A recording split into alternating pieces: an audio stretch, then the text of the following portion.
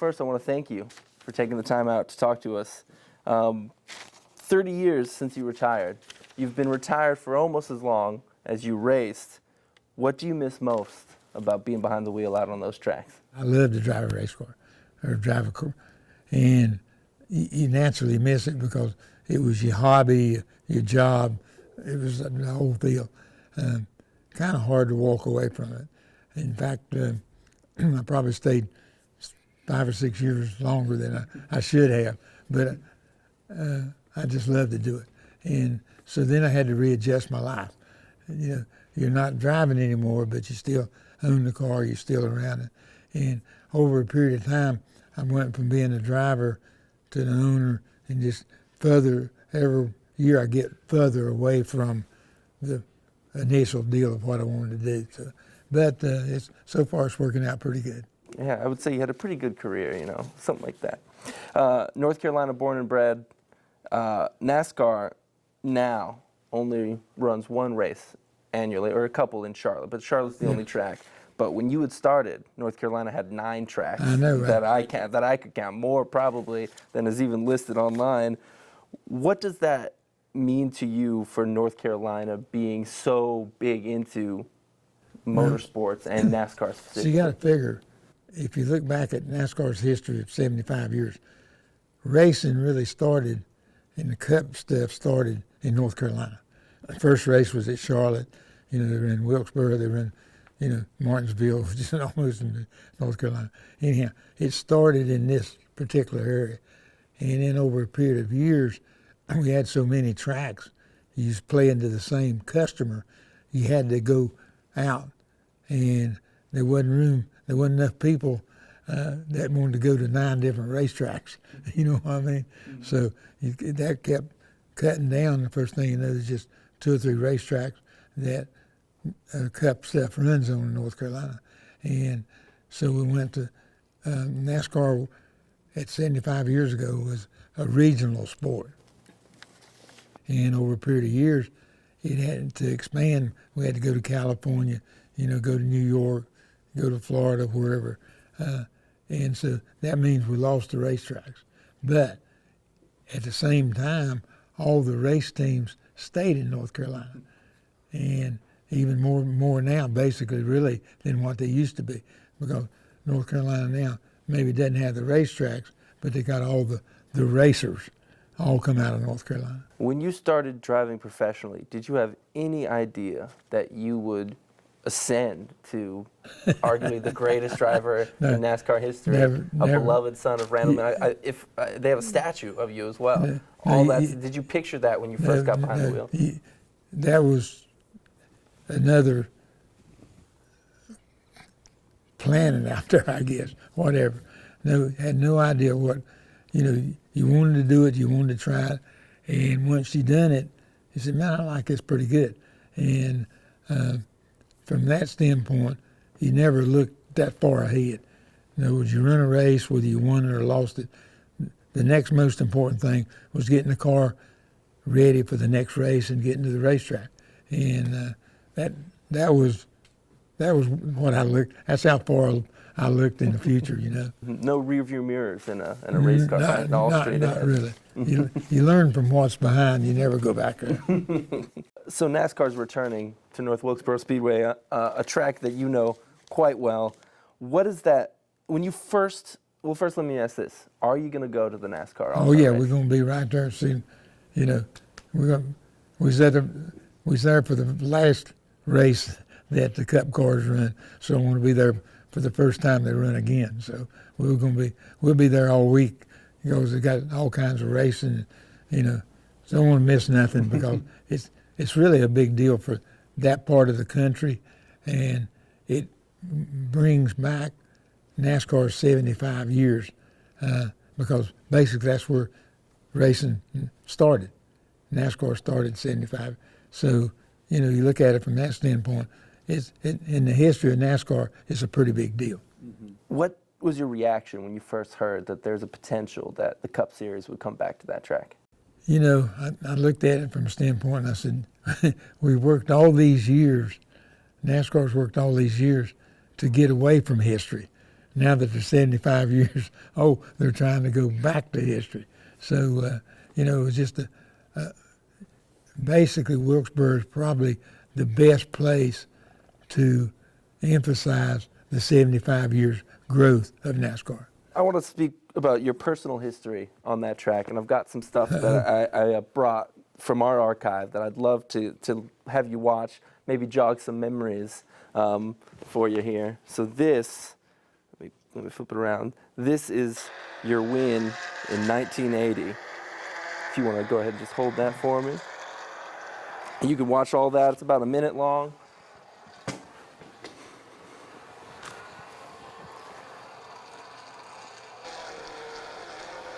There we go. Zipping right along, aren't we? I have one more to show you later, but when you see that, so that was from 1980. What kind of memories does that bring back for you about racing on that track? You know, I don't guess it does. You got to figure we run 2 races a year for zillion years up there, and we won some, we lost some, and being you run so many races and so many, they kind of run together. Mm-hmm. I don't even remember the first one. I don't remember the last one, and definitely don't remember any. You know, you run. It was one of the racetracks where we knew if we could run all day and not have no trouble, was going to pretty well win the race. Mm-hmm. So we always look forward to going to Wilkesboro. You have more wins at that track than any other driver in history, with 15. Has anyone of this next generation who's going to race there for the All-Star Weekend, and you know that's more about the fans, it's not about necessarily winning, but has anyone reached out to you, because none of these kids have ever driven on it, about tips or tricks from the guy who's won more than any? No, not really. Well, if they were to, what would you tell them about how that track handles the curves, the turns? It's really, what do they want to know? They want to know where to run, where the groove is, you know, any of that. So if you just sat down and said, this is the way you're supposed to run this racetrack, these cars are so much different. I mean, I would have to say, this is the way we used to do it. You know what I mean? Mm-hmm. Because everything is so different. The drivers are different. They got different attitudes. The cars are so much different. They handle so much different. So it's hard to go back and translate what we went through, you know, 20, 30, 40 years ago to what they're doing today. So most of the time, if they ask for advice, I said, go talk to somebody that's already done it. I hadn't been there. Right. I do want to talk about a couple of races in your history there at the track, but first I want to start with a race that you were a spectator for, one of the first races there where your father came in second, Lee Penny came in second. What memories do you have of watching your father race there? Was that a dirt track or an asphalt? See, it used to be dirt. Right. I think it was dirt. Okay. I think that's what I have written down here, that it was dirt question. I was supposed to say, they ran dirt. And I think my dad and Junior had a big race up there, and I don't know if that's one of them. That is one of them. Okay. He beat him because by a good bit. Yeah, Junior was really good. You know, at that racetrack, of course, he lived right over the hill. It didn't have nothing to do. He was just really good at those kind of racetracks. And Wilkesboro, you know, even after he quit driving, his cars were always probably the most competitive to us on a race-to-race show than any other people's car. So, and I just remember going up there when it was dirt, but I don't remember anything about it. And then they asphalted, and I don't remember what year that was or where. But when I started running, it was already asphalt. Mm-hmm. Your first win there was in 1962, and I think it's interesting because we talked about how big NASCAR has gotten. During that race, there was a fuel shortage, and there were actually people. I don't know if you knew this, but pit crews had to go out to the parking lot, and they were siphoning gas from cars in the parking lot so that they could finish the race on time. I can believe that too. Yeah. When you hear that versus where NASCAR is now, this multi-million, billion-dollar industry, so what's your reaction? You know, I guess it's like everything else. The guys that used to go west had to go in with wagons, and they took everything they had. And Okay, now they jump on a jet plane and fly there. Okay. Racing was the same way. It had to start somewhere, and those were everybody was working in the same condition. Nobody had anything more than anybody else, so they improvised on what it was. So you done something this year, the next year you done something a little better, and then it graduated into what it is today. And I guess that's the way the world's supposed to work, and that's the way racing's working anyway. You won that race by, you led 142 laps at that race, by the way. Just so you know. You got a lot of information there, man. 1972, 1973, you had some battles on North Wilkesboro with Bobby Allison. In Junior Johnson's car. Okay. What is that kind of relationship versus on the track and off with somebody like Bobby Allison, where you guys had some tense moments on the track, but afterwards, were you able to reconcile? Did it take a little longer? You know, it was right in the middle of a year that me and Bobby was kind of dominating the racing, especially on short tracks. And it wound up, whether it was Martinsville or Wilkesboro or wherever, we wound up racing for the lead at the end of the race. And I don't really remember that much about the race, except I run into him or he run into me, and then if I run into him, then he'd run into me, and, back and forth the last 2 or 3 laps. And I know the cars were smoking, the fenders were flying. If we'd had another lap, neither car would have probably finished the race. But that was, like I say, I think we done had some trouble at some other racetracks. And so we finally just sat down with each other and said, we're gonna have to stop doing this because we're going to hurt ourselves or somebody else, and we're tearing up all these cars. So, but it was really good for racing at that time, because you always need controversy to keep things going. If everything just goes along, when you watch the news, they never say about how good things are going. They always say how bad things. Well, racing was the same way. In order to get the publicity and stuff, we had to have some kind of conflict. And so along in that particular time, Bobby and myself was a lot of conflict. It's interesting that you talk about sitting down and working things out, saying it's not worth nearly killing ourselves to do this. I have back in 1991, I think is when this was.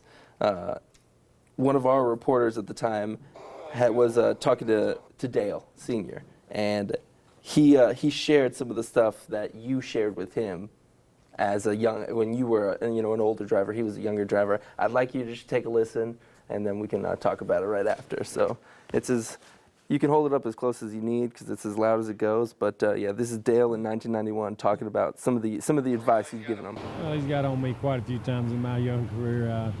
Richard's a smart competitor, and to have a rookie racing against him and being competitive with him is enough, but to be making mistakes around him and endangering him and myself too is something else. He got on me a few times, and everything he said was took to heart, and I tried to capitalize on it. He's a great teacher.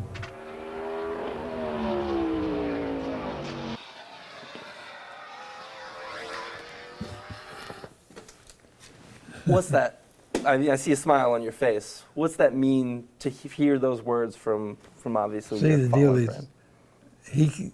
He came in, and he came in as I was going out as the racing deal, and the big deal was with him that he'd been winning everywhere he'd been.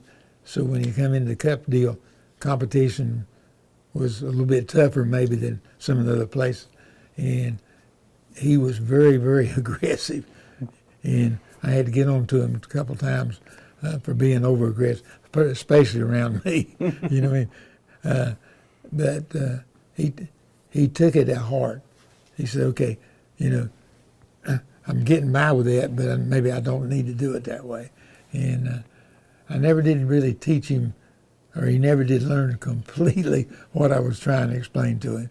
But again, he respected what I said, and that made me feel good from that standpoint.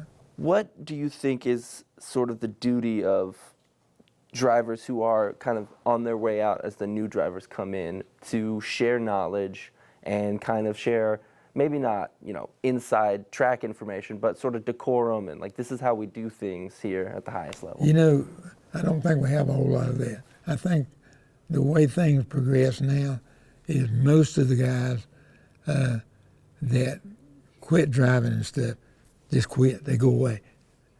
Some of them come back for broadcasting, but other than that, they're not car owners. They're not involved with the deal. They change their lifestyle. Mm-hmm. Okay, racing got them so far. Then they go to do their own business or whatever they do, and so I don't see the younger generation melting in with the older generation. In other words, if we go to Hall of Fame, you got a bunch of old drivers, and then you got a bunch of new drivers coming. But you see all the old drivers over here in this group, all the new drivers over here in this group. So it's the time is so much different. Generations are different.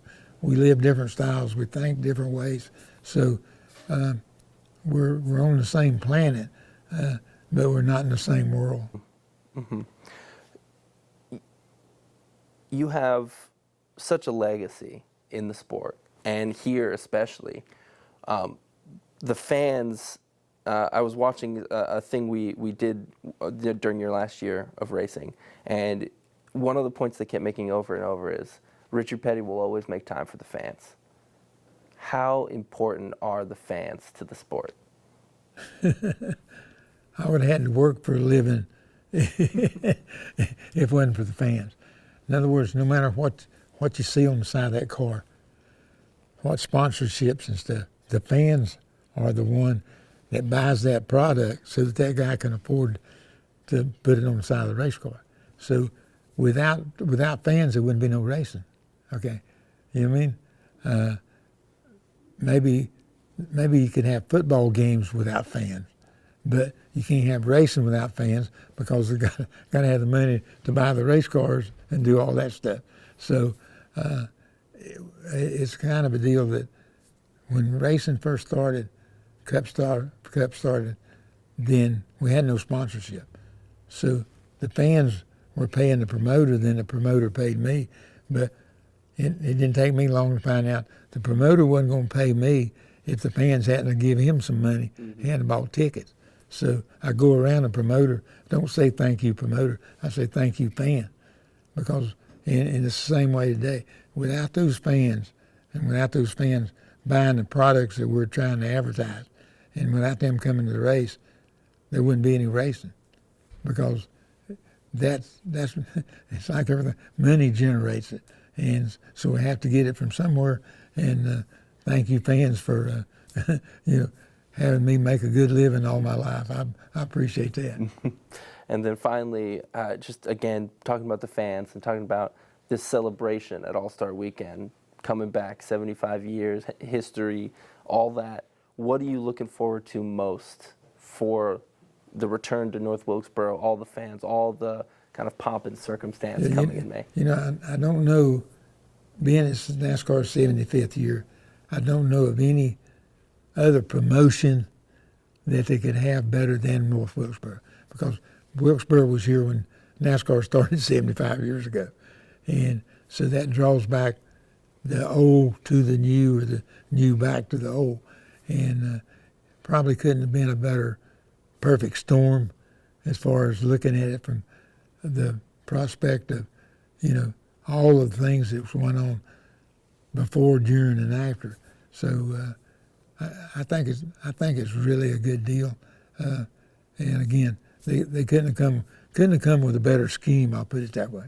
For all the Petty fans out there, is there a potential that we may be seeing, another generation of Petty get behind the wheel in a Cup Series race? There's going to be some behind the wheel, but their name might not be Petty, and that's liable to come 10 or 15 years down the road. But we got Thad Moffitt, who is my youngest daughter's son. He's starting to drive some, and he's running Trans Ams and stuff.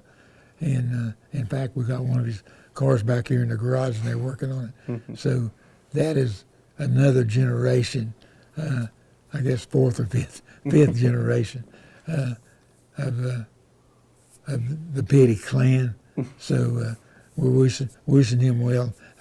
Hope he can come through and keep the Petty clan going. Is there anything else you'd like to talk about, like to say? You done good. I appreciate Okay, that, buddy. Mr. Petty. Thank you, man. So much.